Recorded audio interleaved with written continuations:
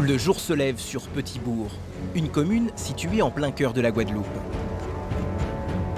Ce matin-là, une dizaine d'hommes en treillis, uniforme bleu et gilet pare-balles, s'apprêtent à donner l'assaut. Ils appartiennent à l'antenne GIGN.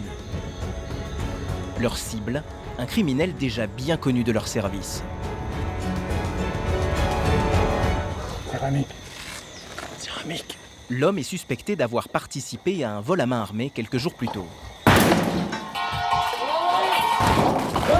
Marie, c'est quoi ton nom? Mets-toi ça. C'est quoi ton nom? Ok, tu bouges pas. Scandalisée par l'interpellation musclée de la gendarmerie, cette femme proteste. Mais vous faites n'importe quoi! Vous appelez, j'ouvre et j'aurais ouvert les portes. Si ma maman, ils ont pété la porte, maman. C'est la mère du suspect. La veille, avec l'aide d'un complice, son fils aurait braqué un homme qui retirait de l'argent dans un distributeur. Il n'y a pas d'armes, il n'y a pas de drogue, il n'y a rien d'illégal. Allez, faites votre travail. Le suspect a été identifié grâce aux traces ADN retrouvées dans l'utilitaire avec lequel il a pris la fuite. C'est un récidiviste. Il y a 4 mois tout juste, il sortait de prison. On est sur un vol à main armée, personne qui retirait de l'argent au distributeur de billets. Et voilà, pour l'instant je peux pas en dire plus. On charge des armes à feu, des téléphones, des objets qui ont été dérobés aux victimes. Voilà, des choses comme ça. Des vêtements qui peuvent correspondre aussi. Vol à main armée, vol aggravé, cambriolage, recel. Malgré son jeune âge, le suspect a déjà un casier judiciaire bien rempli. J'ai pris 26 mois à la base. À la base, de 300 mois, j'ai fait 2 ans. La mère du suspect s'est maintenant calmée. Mais si elle reconnaît que son fils n'est pas un enfant de cœur, elle n'arrive pas à croire qu'il est déjà récidivé alors qu'il sort à peine de prison. Je pense que mon fils n'a rien à voir avec les gendarmes, moi, on n'a rien à voir avec vous. Mais de là, penser que mon fils a fait des bêtises, alors là, non. Peut-être qu'il en a fait, je ne sais pas, je ne suis pas avec lui. Je lui dis de toujours se tenir bien, de ne pas faire de bêtises et de ne pas fréquenter des gens, n'importe qui. Voilà. Mais le jeune homme n'a manifestement pas suivi les conseils de sa mère. Direction à présent les locaux de la brigade de recherche de Pointe-à-Pitre. Après avoir pris ses empreintes digitales, les gendarmes vont interroger le suspect. Tous les jeunes veulent avoir des trucs facilement. Tu vois, ils veulent avoir de l'argent facilement. Ils auraient bien aimé avoir du travail facilement. Mais c'est pas comme ça. Si c'est un motif pas pour trouver quelque chose, tu vas faire des conneries, mon frère. Ah oui. Ça fait 4 mois que je suis libre. Donc, là, ça me trouble déjà. Parce que bon, c'est jamais combien de temps d'emprisonnement qu'on va me donner. Je vais avoir 21 ans et tout. Ah bon. C'est comme si la jeunesse gâchée. Le prévenu, qui risque 5 ans de prison, regrette d'avoir replongé aussi rapidement. Mais dans une île où en 2017, le taux de chômage chez les jeunes de moins de 25 ans dépasse les 56%, ils sont de plus en plus nombreux, comme lui, à sombrer dans la délinquance.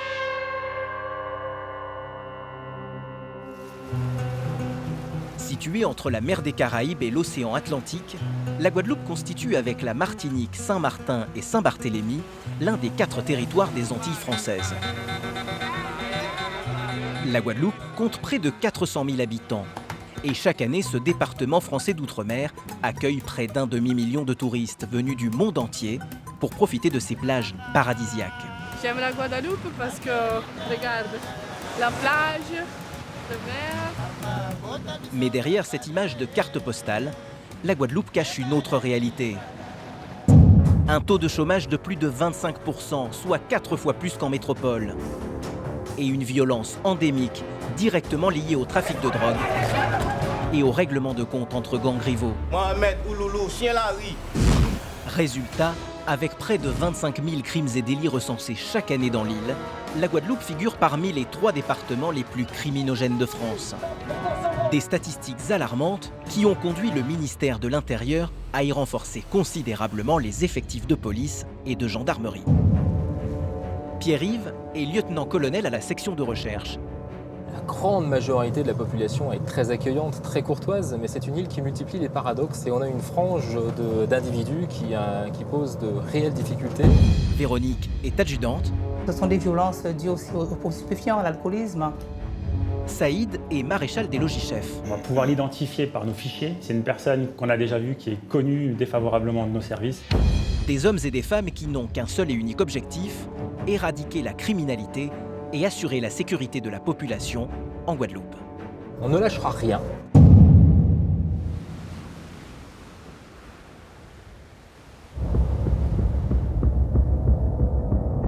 En Guadeloupe, les gendarmes chargés de traquer les chauffards ont dû faire preuve d'ingéniosité. Car ici, les délits de fuite sont bien plus fréquents qu'en métropole. Vu le nombre de refus d'obtempérer grandissant sur la Guadeloupe, le DSR de la Guadeloupe a décidé de mettre en place le contrôle par caméra. On filme ce qui se passe afin d'identifier ultérieurement les personnes. Pour lutter contre ce problème, le ministère de l'Intérieur a doté les gendarmes de Guadeloupe de petites caméras, maniables et discrètes. Grâce à ce matériel, ils peuvent filmer les fuyards et ainsi éviter de les prendre en chasse. On évite au maximum la course-poursuite, sachant que sur la route, on n'est pas tout seul. On a des familles, il y a des enfants, des piétons. Et tous ces gens-là, ça peut être des victimes potentielles d'un fuyard qui vient les percuter et on n'est pas à l'abri de ça. Aujourd'hui, les gendarmes vont justement être témoins d'un nouveau refus d'obtempérer. Voici les images enregistrées quelques minutes plus tard par la caméra de Saïd. Lorsque les gendarmes lui font signe de s'arrêter, le chauffard fait une embardée à droite pour les éviter. Comme prévu, pour ne mettre personne en danger, les gendarmes ne se lancent pas à sa poursuite. Mais qu'à cela ne tienne. Donc on va voir ce que la vidéo va nous dire. Grâce à la caméra, ils vont pouvoir l'identifier une fois revenus à la gendarmerie. Et on nous voit, nous, Il roule sans le casque, il remonte la file. On voit bien sur l'arrière de la moto qu'il n'y a pas de plaque d'immatriculation. Tout ça c'est fait exprès, c'est conscient, c'est pour éviter qu'on puisse les identifier. Donc là on voit le gendarme faire signe au motard de s'arrêter. Le dernier commence à coucher sa machine afin d'essayer de se faufiler devant la voiture. La moto et le gendarme sont côte à côte, ils se frôlent. Ah ben là les gestes, il ne peut pas dire qu'il ne les voit pas. Moi, je lui fais signe de s'arrêter, forcément. Il fait son petit écart. Et là, donc, les deux collègues de la brigade qui étaient avec nous, eux m'ont dit cherche pas, on le connaît bien, il est connu. Et pour cause, c'est un récidiviste. On va pouvoir l'identifier par nos fichiers. Et c'est une personne qu'on a déjà vue, qui est connue défavorablement de nos services. Et à partir de là, on va pouvoir le chercher et lui imputer tous les faits qu'on lui reproche. Voilà. La base de données confirme leurs impressions. La liste des antécédents du fuyard est longue comme le bras. C'est probablement la raison pour laquelle il a refusé d'obtempérer lorsqu'il a vu les gendarmes. Il est connu pour à peu près 12 faits, pour des vols avec violence, pour des cambriolages, des vols en réunion, donc du recel, il y a quelques délits police-route.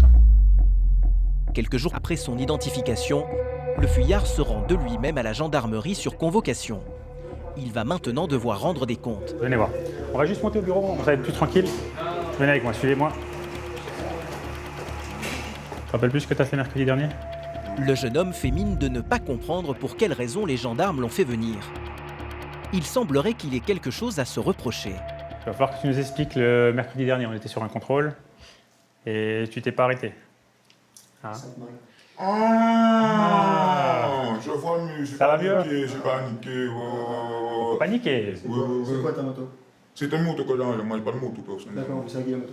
C'est une moto de gars de Bimao. Mais c'est pas un truc que je cherchais à faire, hein. Je ne cherchais pas à l'écraser. C'est que comme je venais, mais il a surgi sous moi aussi, j'ai flippé. Moto. Le permis, tu n'as jamais passé le permis? Bien sûr. Non? D'accord. Circonstance aggravante, le jeune homme conduisait sans permis. Il est 11h. Tu passes en garde à vue. Tu as le droit de demander, tu as des problèmes de santé, si tu fais du par un médecin. Je t'explique comment ça se passe. Si tu es correct avec nous, on est correct avec toi. Ça sert à rien de nous mentir. Je pense que si tu es là aujourd'hui, c'est qu'on a quand même des billes. Les gendarmes disposent en effet d'une preuve irréfutable. Sur la vidéo, l'arrêt sur image ne laisse aucune place au doute. Pour le suspect, impossible de nier les faits. Mais c'est moi, mais à ce moment-là, il venait le bateau. Attends. La question est, est-ce que tu le connais? C'est moi. Voilà, donc tu te reconnais formellement? Oui, bien sûr. Le prévenu a donc pris la fuite pour éviter de se faire arrêter alors qu'il roulait sans permis, sans casque et sur une moto non immatriculée. Où ils sont cachés? Comment on va faire pour les vols, là, monsieur? Ils étaient pas de la Là, tu les as vus, là. Oh putain! Il faut qu'on lui il a parlé un. D'accord.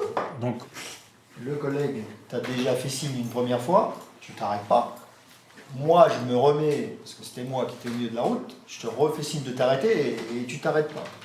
Mais j'ai même pensé que c'est. Face à la mauvaise foi du jeune homme, les gendarmes essayent de lui faire réaliser la gravité de ses actes. S'il y a un enfant qui traverse ce jour-là, tu fais comment? Tu vas freiner, tu pourras pas freiner. À la vitesse où tu es passé, jamais tu freines. Donc personne n'a envie de mourir dans l'histoire. Hein. Ni toi, ni moi, ni les collègues. D'accord? Face aux gendarmes, l'homme comprend qu'il va devoir répondre de ses actes. Il finit par craquer. Il ne veut surtout pas retourner dans la prison de Bémao, près de Pointe-à-Pitre, un endroit dont il est sorti traumatisé. qu'est-ce qui est dur dans la prison? Le fait que c'est violent, que tu peux te faire frapper? C'est violent. Voilà, ils ont fait quoi? Ils t'ont planté? Mais c'est dans le dos là. Là. Ah, violent, vous avez quoi l'espace là? Ah. Ouais. Ils t'ont fait quoi alors? Pendant que tu dormais? Comme s'ils m'ont réveillé, ils m'ont devenu voir. Et ils t'ont fait quoi? Ils t'ont coupé les cheveux et ils t'ont piqué? 2 ou 3 coups de pied, artisanal. 2-3 coups de pique artisanal. Des grandes lames, des petites lames, tu peux. Donc si Ils m'ont roulé des coups de bâton aussi, un peu. Et je pouvais même plus sortir de la cellule pendant combien de temps. Il n'était pas demandé parce que j'ai pas voulu coopérer. Et t'as pas voulu coopérer avec qui? Avec les détenus. C'est-à-dire quoi? Il y a des groupes, des gangs dedans? Il y a des. Mais vous savez qu'il y a des gangs. Hein? Mais s'il y a des gangs en prison, de la Guadeloupe. En Guadeloupe, le phénomène des gangs organisés à l'intérieur des prisons est devenu une véritable plaie qui gangrène le système carcéral. Sur ces vidéos filmées avec des téléphones portables et postées sur Internet par des prisonniers, on peut voir des hommes se faire humilier et martyriser par leurs voisins de cellule.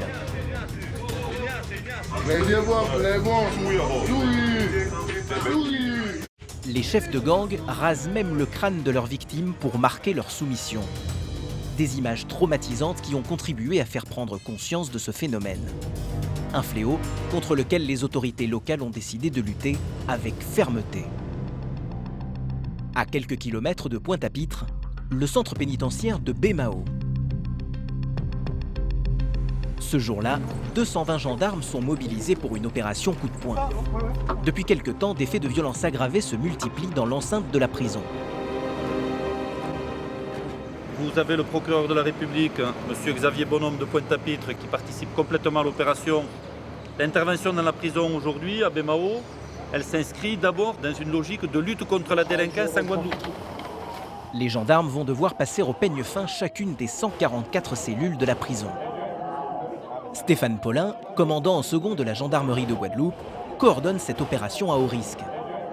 Car ici, la plupart des détenus ont été condamnés pour des vols à main armée et du trafic de drogue. On a affaire à des détenus qui sont condamnés à des peines supérieures ou égales à 2 ans, donc c'est pas un camp de scouts. On va avoir affaire à des gens qui sont hostiles, donc il faut être en mesure de faire face à toute situation qui pourrait déraper. Ils peuvent être violents, ils peuvent nous insulter, et le risque principal c'est qu'ils se regroupent et qu'ils commencent à nous faire face. Donc c'est pour ça qu'on est en force ici, pour éviter qu'il y ait le moindre début de mouvement qui puisse dégénérer en rébellion massive. La prison de Bémao compte 515 détenus pour seulement 265 places, soit un taux d'occupation de 194%.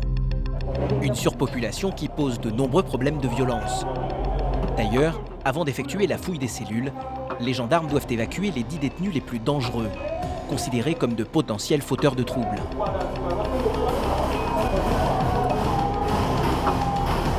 L'opération de fouille peut maintenant commencer. Des membres de la brigade cynophile sont venus avec leurs chiens. Le but, trouver la drogue dissimulée par les détenus à l'intérieur de leurs cellules. Et il fait partie d'une bande ou d'une organisation? Je vois un foulard violet. Oui, c'est plus qui correspond à la section crime là. Section crime. Ok, 4e pic. Des pics, des canifs, des tournevis, des cutters, mais aussi des téléphones portables et de l'argent liquide, ce qui est rigoureusement interdit en prison. Dans certaines cellules, les gendarmes et les gardiens vont même saisir des armes de fabrication artisanale, potentiellement très dangereuses. Alors ça peut être une arme qui est destinée à se défendre ou à attaquer. Alors là, nous avons un pic artisanal. On en trouve énormément dans les cellules. Dans les fouilles précédentes, on en avait trouvé près de 200. Ça peut tuer ou blesser très gravement, puisqu'on a régulièrement des agressions au sein du centre pénitentiaire de Baie-Mahault, avec des pics de ce type-là. On a des dagues qui sont réalisées dans des dominos, et ça permet d'être mis à un doigt et puis de porter un coup à un éventuel agresseur, ou porter un coup pour agresser quelqu'un au sein de l'établissement. Au total, la brigade de gendarmerie de Pointe-à-Pitre va saisir près de 200 armes, 86 téléphones portables, plusieurs centaines d'euros en liquide et plusieurs kilos d'herbe et de résine de cannabis. Là, ça fait 76 grammes. Pour Xavier Bonhomme, procureur de la République de Guadeloupe, ces opérations coup de poing sont indispensables. Malheureusement, la violence que nous connaissons à l'extérieur se transporte à l'intérieur de cet établissement parce que, par la force des choses, eh bien, les personnes qui sont incarcérées sont des personnes qui s'adonnent, pour la plupart d'entre elles, depuis des années à la délinquance. Les trafics de l'extérieur se poursuivent à l'intérieur, avec parfois aussi l'existence de bandes criminelles qui se retrouvent à l'intérieur de l'établissement. Et ça, nous devons tout faire pour y mettre un terme. L'émergence des gangs en prison, un problème que les autorités prennent très au sérieux, car il a contribué à faire exploser le taux de récidive des détenus une fois libérés.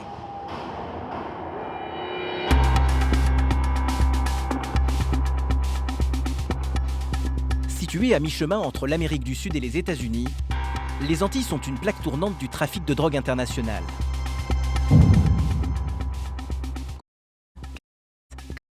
Depuis quelques années, la Guadeloupe est devenue une zone de transit très prisée des trafiquants. À la compagnie de gendarmerie de Pointe-à-Pitre, le lieutenant-colonel Cagnotti, qui dirige la section de recherche, a rendez-vous avec 2 membres de l'antenne GIGN. Bonjour messieurs. Lors d'une perquisition chez un trafiquant, les gendarmes ont mis la main sur un stock important de ballots. Ce sont des ballots qui sont conditionnés pour le transport par voie maritime avec un film plastique qui garantit donc à la fois la compression et l'étanchéité. Nous avons donc saisi ces ballots, nous avons réalisé des opérations de police technique et scientifique permettant de mettre en évidence des empreintes digitales d'individus qu'on a depuis identifiés, localisés. L'un des principaux suspects, c'est cet homme. Il ferait partie d'un gang local bien connu dans la région, dont plusieurs membres ont été impliqués dans des affaires de trafic de drogue. Concernant l'intéressé, on est sur un garçon d'une 30aine d'années. Il est connu pour des faits de violence aggravée, usage de produits stupéfiants. Le domicile du suspect a été localisé. Pour éviter de se faire repérer, les hommes de l'antenne GIGN vont se rendre sur les lieux dans un véhicule dont nous ne pouvons pas montrer l'extérieur. Ils l'appellent le sous-marin. Effectivement, c'est un véhicule avec des vitres teintées et qui passe inaperçu dans le flot de circulation. C'est un véhicule qui nous permet de prendre des photos, des vidéos et d'observer sans être vu. En quelques minutes, les gendarmes arrivent tout près du domicile du suspect. Faire un petit stop que je veux voir. Ils doivent repérer les voies d'accès possibles, mais aussi les issues par lesquelles l'individu pourrait éventuellement prendre la fuite. Donc là, on est sur la parcelle familiale. La maison de droite, c'est la maison de l'oncle. Celle du milieu, celle de la tante. Et celle tout à gauche, jaune, avec toit rouge, c'est la maison de la mère. La famille du suspect habite juste à côté. L'intervention risque d'être délicate.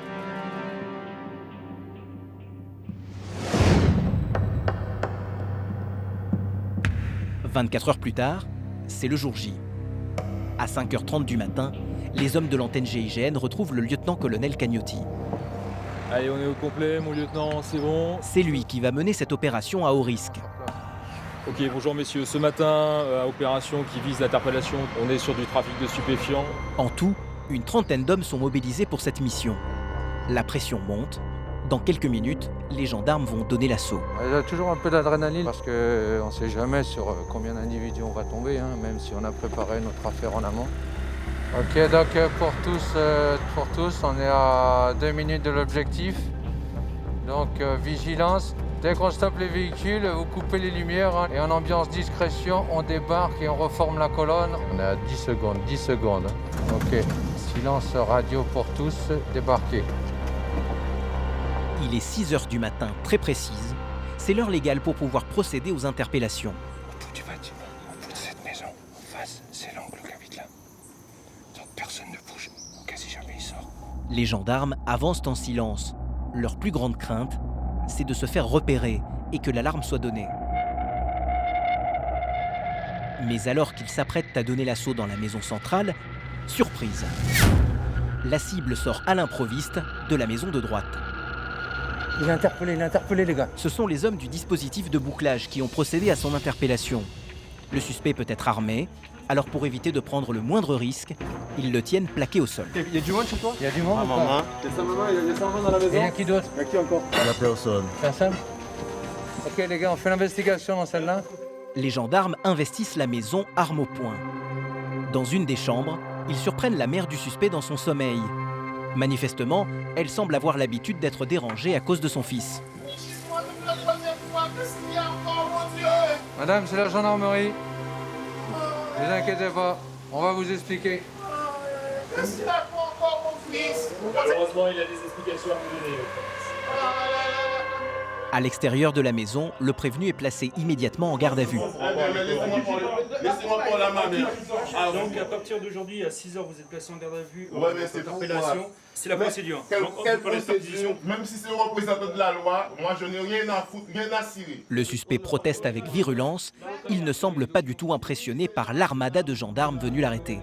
Le lieutenant-colonel, ferme mais toujours calme, lui explique le déroulement des opérations à suivre. Monsieur, on va commencer les opérations de perquisition. On va le faire avec le chien. Vous avez déjà vécu ce type de perquisition. Ce que je vous demande, c'est de suivre le chien au fur et à mesure de ces opérations. Le maître chien commence à fouiller minutieusement la maison pour essayer de trouver des traces éventuelles de produits stupéfiants. Ça sent l'herbe de cannabis. Au fur et à mesure de la perquisition, les indices s'accumulent. Des sachets de conditionnement, des paires de ciseaux et aussi une balance. C'est la preuve de la revente des produits stupéfiants qui peut arriver ici. Ça permet de faire de petits emballages, de revendre le produit en petite quantité. Tout au long de la perquisition, loin de faire profil bas, le jeune homme répète sans cesse une phrase en créole. Enquête d'as, gardez figure-moi bien. Mohamed Ouloulou, chien la rie. Ahmed, chien la rie. Il a revendiqué appartenir à une bande qui s'appelle les Chiens Larry. Alors vous avez plusieurs bandes en Guadeloupe, des bandes qui sont souvent avec une origine de quartier. Ce sont des groupes d'individus qui peuvent s'associer en opportunité pour aller commettre des actes de délinquance ou sur des trafics. Des groupes de voyous issus des quartiers. Souvent très violents, ils se livrent à une véritable guerre des gangs. Leurs membres se distinguent en général à la couleur de leur bandana. Bleu pour les chiens Larry, qui veut dire chien de rue en créole, ou encore mauve pour les sections criminelles, un gang rival particulièrement dangereux. Sur les réseaux sociaux, ils posent dans des attitudes menaçantes, exhibent leurs armes et brandissent fièrement des liasses de billets, l'argent de la drogue. Mohamed, nous tout pas Mohamed. Ouloulou. À l'extérieur de la maison, le maître chien fait une découverte intéressante. Regarde le chien marqué ici, regarde. À l'intérieur de cette cabane. Alors, bon, vous avez ici des contenants. C'est de l'emballage, manifestement de l'emballage vide. Mais ça sert à conditionner l'herbe de cannabis, mais également à la rendre étanche. Ça peut permettre de conditionner entre 5 à 10 kg d'herbe de cannabis. Il y a ça dans le four. Oui, c'est moi-même qui l'a mis. Ça a déjà 2 ans, 3 ans que c'est là. Vous pouvez saisir. Toujours pas la moindre trace de drogue. Le suspect ne semble pas inquiet. Il ignore que le point de départ de toute cette opération, ce sont justement les ballots de 40 kg de cannabis que les gendarmes ont saisis et sur lesquels se trouvent ses empreintes. Des emballages comparables à ceux qui se trouvent chez lui. Le lieutenant-colonel Cagnotti est convaincu que l'homme est un maillon important du trafic. En tout cas, il la réceptionne suite à une importation pour la rediffuser après sur le territoire guadeloupéen. C'est bon, mon colonel? Les enquêteurs ont rassemblé suffisamment de preuves. Ils embarquent le suspect, menottes au poignet, direction la section de recherche de Pointe-à-Pitre. Le prévenu, âgé de 30 ans, est déjà connu pour usage de stupéfiants, mais c'est la première fois qu'il est accusé de trafic de drogue. On est sur de l'importation de produits stupéfiants, de la diffusion, c'est-à-dire que il risque une peine délictuelle, 10 ans d'emprisonnement. Pour lui, la situation est délicate. Au regard de ce qu'on a découvert, il a tout intérêt à s'expliquer, à nous apporter quelques éléments pour qu'on puisse comprendre comment ça s'est passé. Pourtant, malgré les preuves accumulées par les gendarmes, pendant ces 48 heures d'audition, le suspect va tout nier en bloc.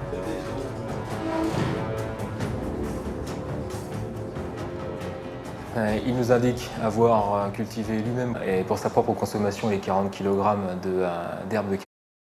Cela nous paraît évidemment complètement ubuesque et ça ne pourra que le desservir au procès pénal. On est quand même sur une quantité relativement importante. Il s'agit très clairement d'un trafic de produits stupéfiants qui permettait d'irriguer localement le quartier, voire au-delà le territoire guadeloupéen. Prochaine étape, le tribunal, où le prévenu va passer en comparution immédiate.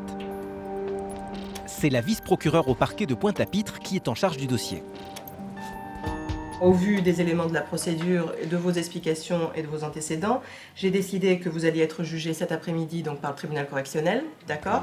On a encore retrouvé des emballages lors de la perquisition. C'était déjà là, c'est... Très bien, vous vous en expliquerez, monsieur. Vous avez des questions, monsieur? Non, c'est bon? C'est ce qu'on disait que lors de la prolongation de garde à vue, votre avenir, il est entre vos mains, monsieur. La vice-procureure prend très au sérieux les affaires de stupéfiants, car depuis quelques années, le trafic de drogue s'est généralisé, devenant le rouage principal de la violence sur l'île. Il doit y avoir une réponse déjà apportée à tous ces phénomènes, parce que dès lors qu'ils sont générateurs d'insécurité, ici nous avons affaire à une délinquance d'importance, puisque la violence est très très très présente en termes de passage à l'acte. Nous avons beaucoup de faits qui sont souvent très graves, avec utilisation d'armes. En cellule, le prévenu a accepté de répondre à nos questions. Pour lui, l'origine du problème, c'est le chômage des jeunes. Ben ouais, il y a beaucoup de choses à changer en Guadeloupe. En particulier, il faut donner du travail, il faut changer des choses, quoi. Il n'y a pas de perspective pour les jeunes. Ceux qui sont en bas de l'échelle le resteront toujours.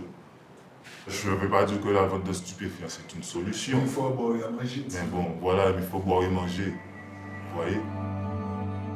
Lors de son procès, le jeune homme sera condamné à une peine de 2 ans de prison ferme et une amende de 77 000 €.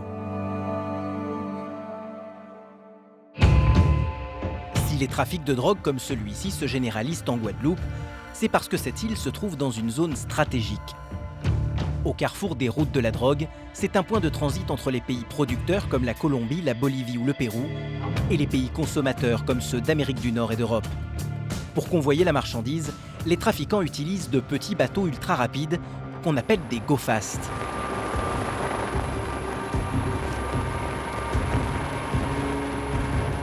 Pour intercepter ces embarcations, la Marine nationale française dispose de 2 frégates stationnées en Martinique, à Fort-de-France. L'une d'entre elles, c'est le Germinal. Communication du commandant. Nous appareillerons ce soir sur alerte pour une intervention Narcops. Fin de communication. Pour Michael Vaxeler, le commandant du Germinal, la difficulté majeure, c'est l'étendue de la zone d'intervention. Alors, le milieu maritime, c'est un milieu immense, avec une zone qui représente ici 2 fois la surface de la mer Méditerranée. Et donc nous, on doit réussir à détecter les trafiquants dans cette grande zone. C'est lors des phases de transit que la Marine nationale intercepte les narcotrafiquants. Les narcotrafiquants vont essayer d'aller le plus vite possible d'un point A vers un point B en limitant la probabilité d'être détectés, d'être interceptés. Quand un go-fast est repéré, un hélicoptère de la Marine nationale se lance aussitôt à sa poursuite. Si les trafiquants refusent d'obtempérer, des tireurs d'élite effectuent des tirs de sommation pour pouvoir neutraliser les bateaux.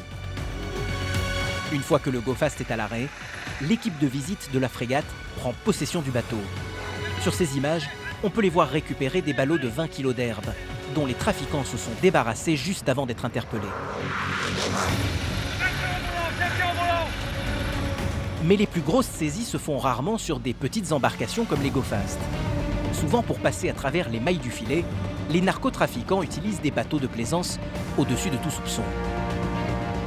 Sur ces images tournées par la Marine nationale, on peut voir un voilier de 15 mètres battant pavillon belge. En octobre 2015, alors qu'il s'apprête à faire la traversée transatlantique, ce bateau a été intercepté par la Marine nationale au large des Antilles. À son bord, l'équipe de visite va trouver 535 kilos de pur. Une saisie impressionnante, estimée à plus de 35 millions d'euros. D'après le vice-amiral Olivier Coupry, le moyen le plus efficace pour lutter contre le trafic de drogue, c'est de le frapper directement à la racine. Une opération de saisie à la mer va avoir un impact énorme, positif, va éviter des centaines, voire des milliers de procédures judiciaires sur le territoire national et va sortir de la rue des centaines, voire des milliers de kilos, puisque la cocaïne est parfois coupée. Dans la mer des Caraïbes, les convoyeurs de drogue et la marine nationale se livrent une guerre sans merci. En 2016, les 2 frégates basées dans les Antilles ont saisi plus de 2 tonnes de cocaïne.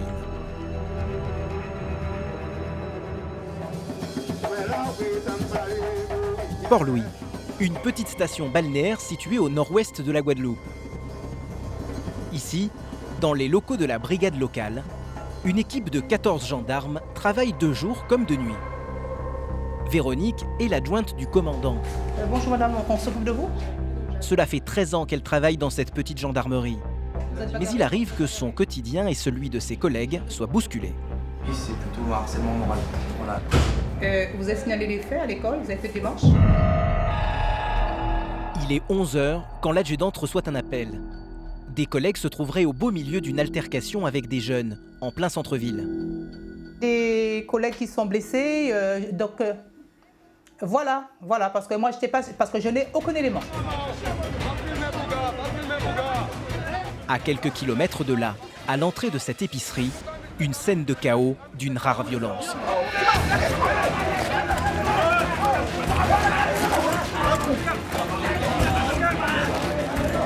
Donne tes mains.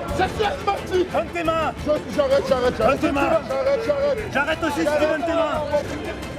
Les hommes du DSI, le détachement de surveillance et d'intervention, sont aux prises avec une bande de jeunes extrêmement agressifs. Tout aurait commencé une vingtaine de minutes plus tôt par un contrôle de routine qui aurait dégénéré. Comme on peut le voir sur les images des caméras de vidéosurveillance du magasin, l'altercation a été très brutale. D'après les témoignages, ces jeunes auraient protesté contre des contrôles qu'ils trouvent trop fréquents. Un ras-le-bol qui expliquerait leur agressivité. Au final, les gendarmes vont appréhender 5 hommes.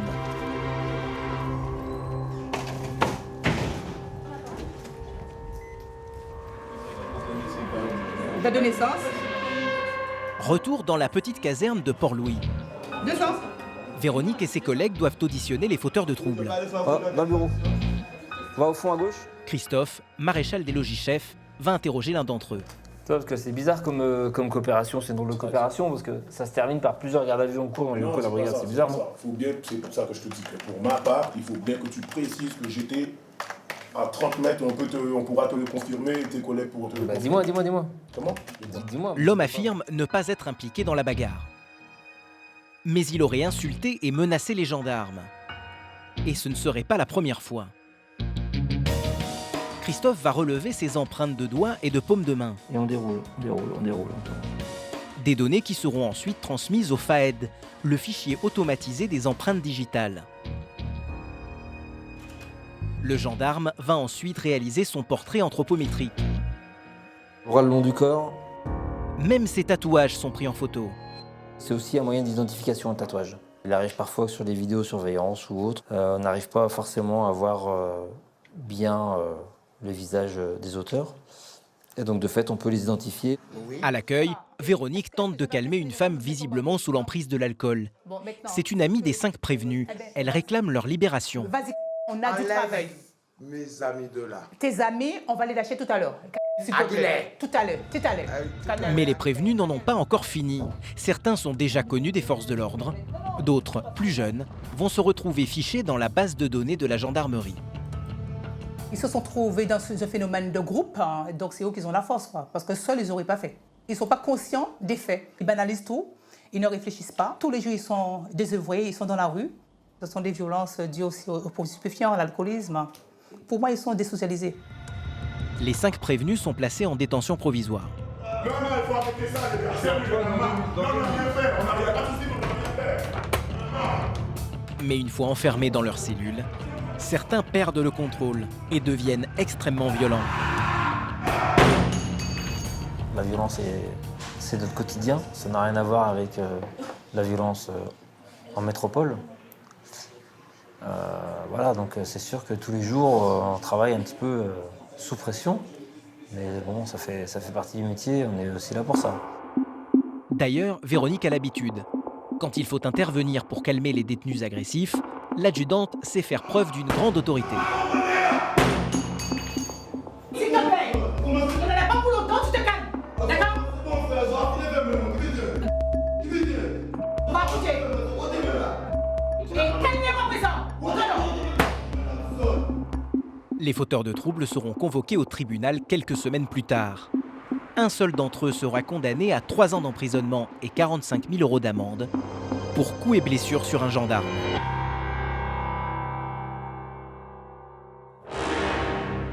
En Guadeloupe, la criminalité est présente sous toutes ses formes. La violence, mais aussi les cambriolages. Ces gendarmes appartiennent au peloton de surveillance et d'intervention, le PSIG. Bon les gars, ce soir, 2 patrouilles, on fait ça bien.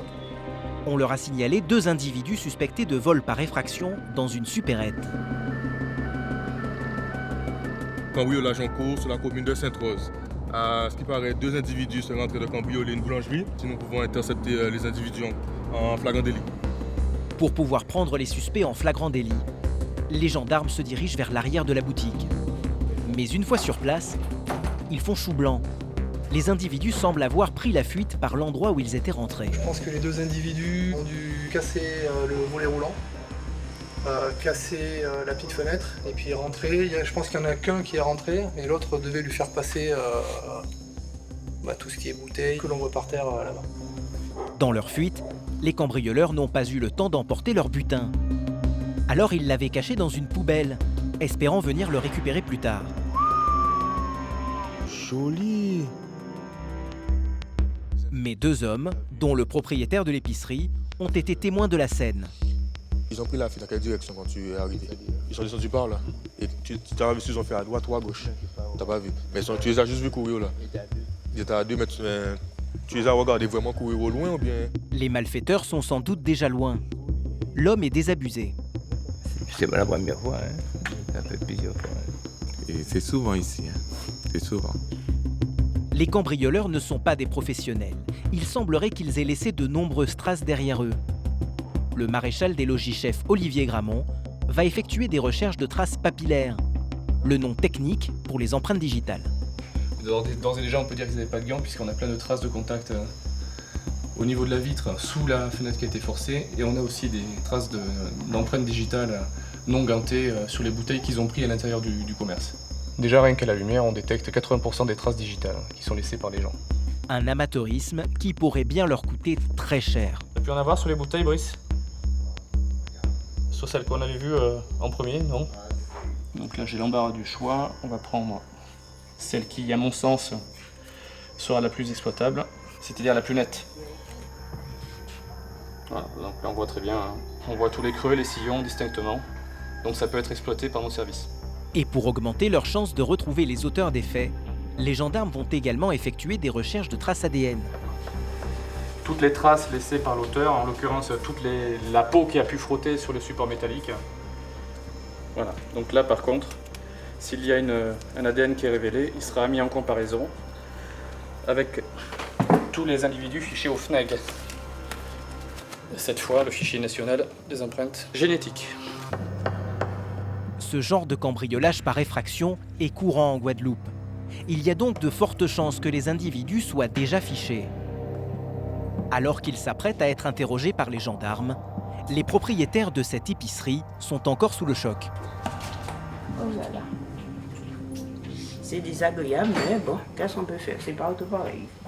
Est-ce que vous avez peur qu'ils pourraient éventuellement vous agresser aussi, simplement oui, physiquement? Eh bien oui, alors là, ça c'est clair. Vous avez peur de quoi? Mais j'ai peur parce que peut-être, on ne sait pas qui est, peut-être qu'ils nous observent et puis après, le fait qu'ils ont vu des gendarmes, je ne sais pas, moi, ils peuvent venir nous agresser après. Hein.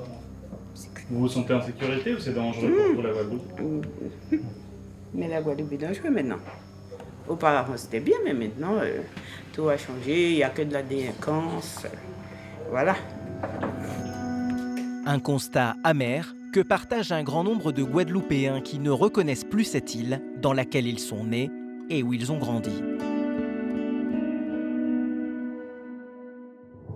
Nous sommes à la compagnie de Pointe-à-Pitre. Ce matin, 2 gendarmes se préparent à partir en mission. Pour ces brigadiers, pas d'uniforme. Le revolver est bien caché, car leur principal instrument de travail, c'est leur appareil photo. Nous les appellerons Danny et Bob. Impossible de dévoiler leur véritable prénom, ils travaillent incognito. Notre travail, c'est de recueillir les informations au fin d'initier des enquêtes.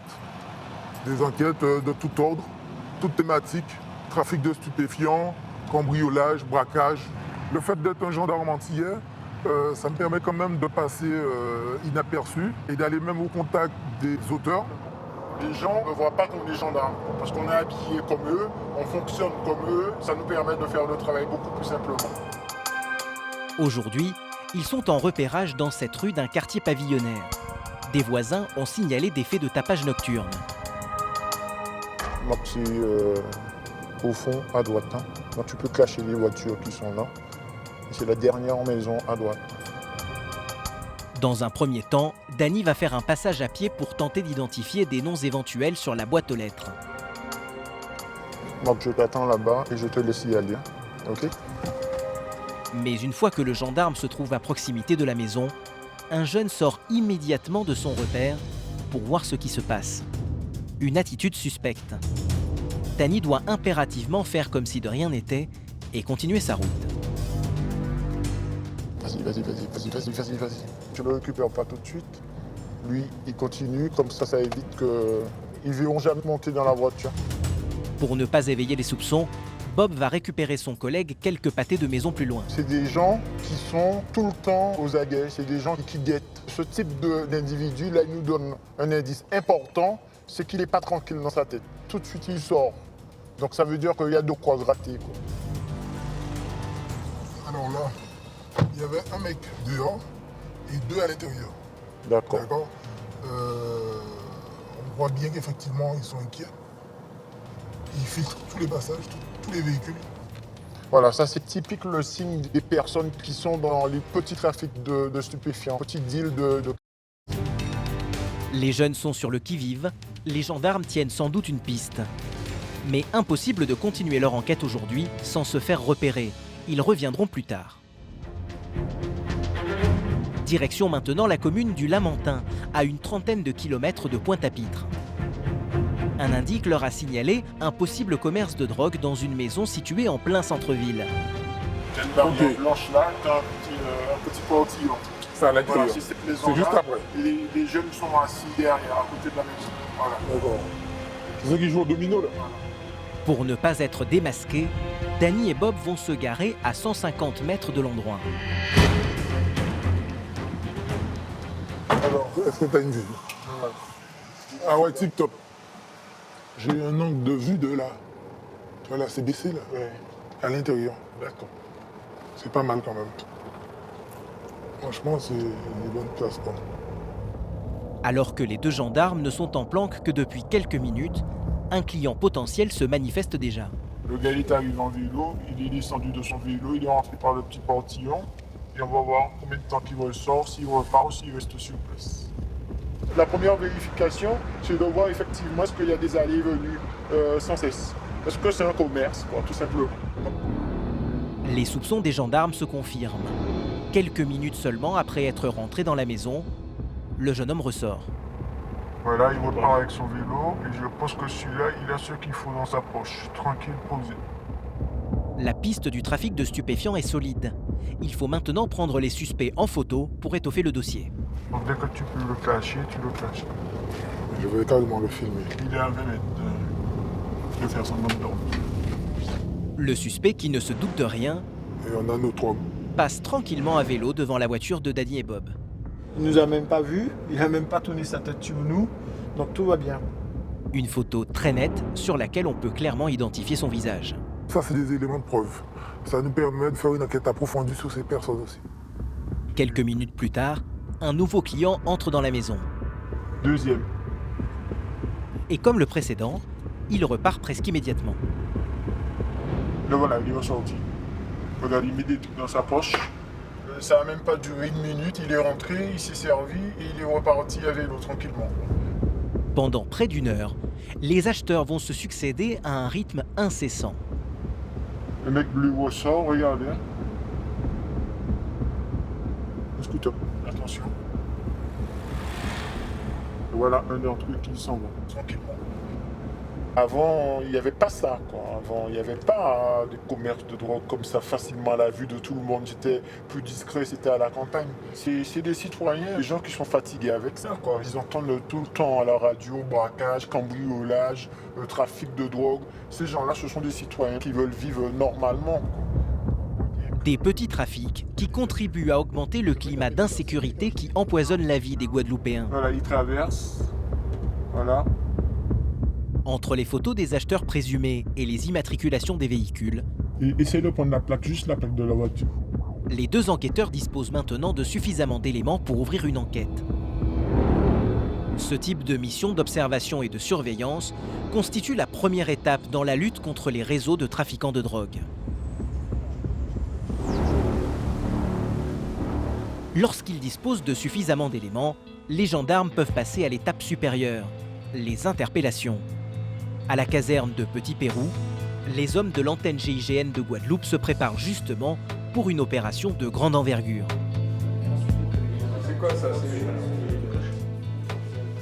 L'environnement, donc c'est une petite habitation de plein pied, en zone urbaine, difficile d'accès parce qu'il est régulièrement reconnu et défendu, on va dire, par l'adversaire qui gravite toute la journée. Il va falloir faire vite, de manière à ôter toute liberté de manœuvre et à éviter qu'il se débarrasse des produits stupéfiants ou qu'il nous échappe dans le décor. Le but de cette opération, démanteler un réseau de trafiquants de drogue dont certains sont considérés comme particulièrement dangereux. Les objectifs que l'on va traiter demain matin appartiennent tous au grand banditisme, dont certains ont un passé lourd en termes judiciaires, n'ont pas hésité à faire usage de leurs armes en présence des forces de l'ordre. Donc c'est des missions qu'on appréhende avec sérieux et rigueur pour éviter qu'un militaire puisse être blessé. Le lendemain matin, à 5h30, sur une aire de parking, l'antenne GIGN se prépare. Pour les assister, une quarantaine de gendarmes mobiles, mais également les hommes de la section de recherche qui ont enquêté sur l'affaire pendant des mois. C'est le lieutenant-colonel Cagnotti qui dirige les opérations. Donc soyez rigoureux sur l'intervention, la réactivité quand on arrive sur le site. Je serai en lien radio avec tous mes enquêteurs, c'est ceux qui sont en civil.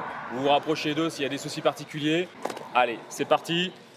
Maximum 5h50, départ sur objectif. Divisés en plusieurs groupes, les 60 militaires se dirigent vers 5 objectifs distincts.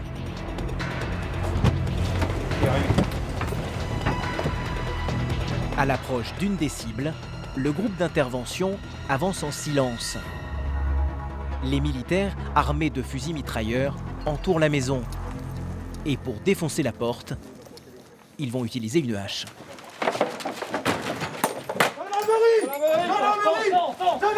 L'opération est un succès. Le suspect ne se doutait de rien. Il a été surpris dans son sommeil.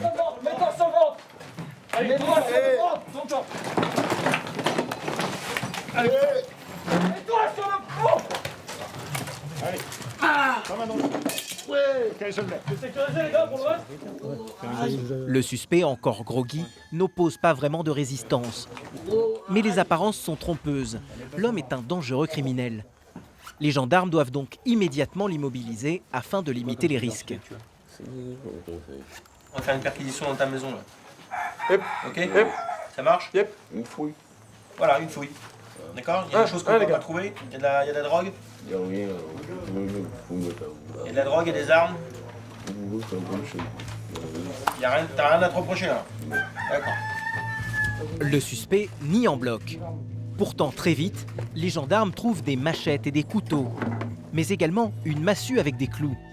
Une arme qui paraît sortie tout droit du Moyen-Âge. Ça te sert à quoi, ça? Je viens de m'attaquer. Partout dans la maison, des couteaux, des barres de fer, une hache, un véritable arsenal. Si cette cabane est aussi lourdement armée, c'est qu'il s'agit d'un lieu bien particulier.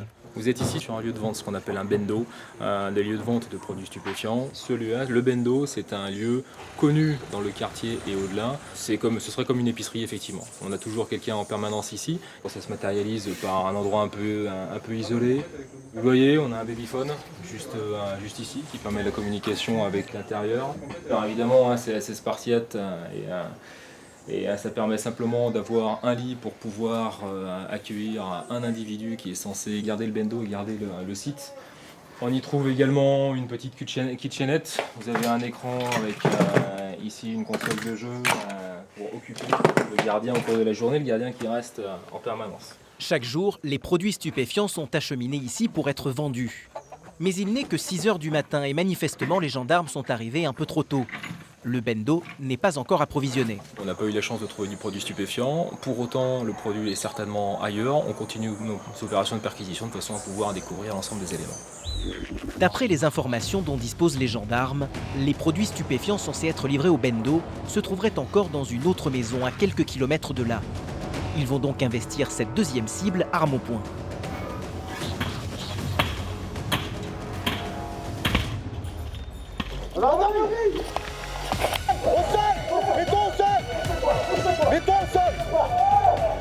Quel est le problème? Qu'est-ce que j'ai fait? Pourquoi tu me débarques chez moi comme ça? Un réveil un peu brutal. Mais les gendarmes n'ont pas le choix. L'individu doit être rapidement maîtrisé avant qu'il puisse se défendre ou détruire des preuves éventuelles.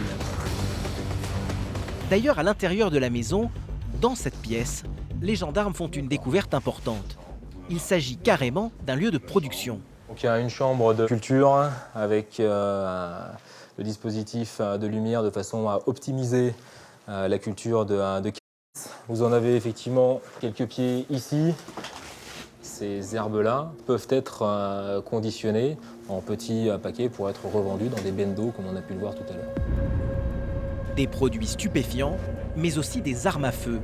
Dans la maison d'à côté, les trafiquants cachaient 3 revolvers chargés. Grâce à une bonne préparation et une excellente coordination, les gendarmes ont donc pu surprendre leur cible et éviter un bain de sang. On a carrément des cartouches à l'intérieur. Ça, c'est une petite arme de type revolver qui est immédiatement utilisable. Ici, ce sont des cartouches de 9 mm. C'est le même calibre que celui utilisé par les forces de l'ordre. Ça peut bien évidemment tuer un homme. Ces armes, les trafiquants n'hésitent pas à s'en servir. Ces armes sont utilisées pour des règlements de compte. Il y a effectivement des meurtres qui sont liés au stup, pour marquer un territoire, pour protéger aussi la drogue. Et aussi, bien malheureusement, c'est le mal de la Guadeloupe, commettre des vols à main armée. Aujourd'hui, la saisie des gendarmes est conséquente.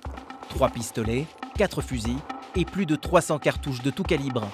Mais également 3 200 € en liquide, une chambre de culture, une voiture de luxe de marque allemande, et ce n'est pas tout.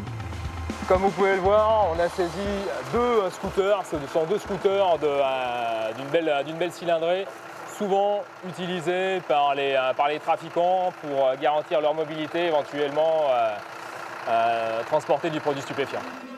À l'issue de ce coup de filet, 5 individus soupçonnés d'être des trafiquants ont été arrêtés. Ils risquent jusqu'à 10 ans d'emprisonnement et 7,5 millions € d'amende. Pour le lieutenant-colonel Cagnotti, lutter contre le trafic de drogue est indispensable pour enrayer un jour la violence en Guadeloupe. La grande majorité de la population est très accueillante, très courtoise, mais c'est une île qui multiplie les paradoxes et on a une frange d'individus qui posent de réelles difficultés. Nous sommes présents pour préserver la sécurité publique sur l'île. On ne lâchera rien. Mais la tâche des gendarmes est titanesque.